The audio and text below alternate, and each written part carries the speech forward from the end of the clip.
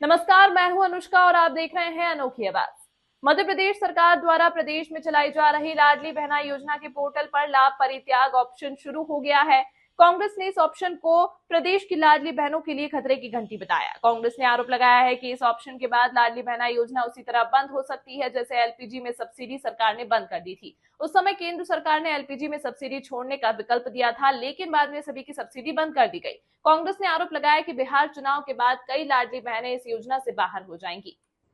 कांग्रेस प्रवक्ता मिथुन अहिरवार ने कांग्रेस प्रदेश कार्यालय में हुई पत्रकार वार्ता को संबोधित करते हुए आरोप लगाया कि राज्य सरकार ने लाडली बहना योजना के बाद प्रदेश में लाडली बहना सेना बनाने का ऐलान किया था। इसके नियम भी जारी हो चुके हैं, लेकिन अब सरकार यह बताने को तैयार नहीं है कि आखिर प्रदेश में लाडली बहना सेना में कितनी बहना शामिल हुई हैं। उन्होंने आरोप लगाया कि सरकार लाडली बहना योजना के असल आंकड़ों को भी छुपाने का काम कर रही है। बहना योजना की वेबसाइट पर लाभ परित्याग का एक ऑप्शन जनता को दिया जा रहा है। वो ऑप्शन लाडली बहनों के लिए खतरे की घंटी है। आपने देखा होगा, इससे पहले एलपीजी की सब्सिडी, सब लोगों ने कहा था कि इस एलपीजी की सब्सिडी को आप छोड़ दीजिए।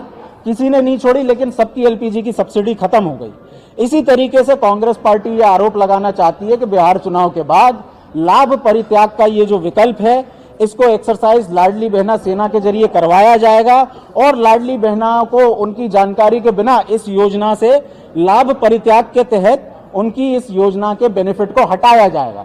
और सरकार ने एक विकल्प रखा है कि कोई भी बहना यदि फिर से इसमें जुड़ना चाहती, मान लीजिए गलती से उसका नाम डिलीट हो गया है, तो उसका कोई भी विकल्प इस योजना के तहत नहीं है। तो सरकार की ये साजिश है, ये लाडली बहनाओं से, क्योंकि अब भार इनसे ढोए बनता नहीं। महाराष्ट्र में कम कर चुके, दिल्ली में कम कर चुके और बिहार चुनाव के बाद बड़े पैमाने पर लाडली बहना योजना में छटनी होगी और खतरे की घंटी के रूप में लाभ परित्याग का विकल्प इनकी वेबसाइट पर दिया जा चुका है। इस बात को लेकर के हमने ये प्रेस कॉन्फ्रेंस आयोजित की। नहीं भरेगा तो मध्य प्रदेश कांग्रेस की ये मांग है कि 12 लाख तक की आय सीमा वाली बहनों को इस योजना में शामिल की। 12 लाख तक की आय आपने कर योग्य नहीं मानी। इन सब बातों को लेकर के हमारी ये प्रेस वार्ता थी। हमने जैसा कि आपको बताया, खतरे की घंटी जो है लगातार लाडली बहनों को, और ये सब होने वाला है बिहार चुनाव के बाद। अभी से ये खतरे की घंटी उन्होंने डाल दी है सामने, और बिहार चुनाव के बाद इसका बड़े स्तर पर, बड़े पैमाने पर इसका इम्प्लीमेंटेशन होने जा रहा है।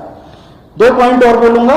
भारतीय जनता पार्टी ने IM बीजेपी फ्यूचर फोर्स नामक एक कार्यक्रम शुरू किया है।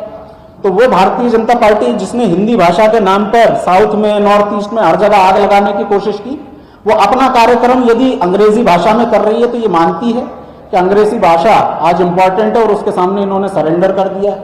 और दूसरी बात, इस देश में सब जगह सौगाते मोदी कार्यक्रम चल रहा है। हम तो मानते हैं कोई योजना चुनावी लाभ के लिए नहीं होनी चाहिए, लेकिन अगर आप बिहार में चुनाव की वजह से दे रहे हैं तो मध्य प्रदेश में अभी होली निकली है, हिंदू समाज के लोगों को पटाखों का, मिठाइयों का पैकेज भेजें। सौगाते मोदी हिंदुओं तक भी पहुंचे। अभी ईद आ रही है, हमारे मुसलमान भाइयों तक भी पहुंचे, हमारे क्रिसमस के समय ईसाई भाइयों तक पहुंचे। हर समाज के लोगों को अपने त्योहार पर सौगाते मोदी पहुंचे। नहीं तो भारतीय जनता पार्टी कैसे धर्म के नाम पर भेदभाव करती है, और कैसे जब मुसलमानों का वोट चाहिए तो आज मुसलमानों की तरफ हो गई और हिंदुओं की कोई चिंता नहीं कर रही। इन सब बातों को लेकर के आज की ये प्रेस वार्ता थी। यदि आपके कोई प्रश्न हो तो।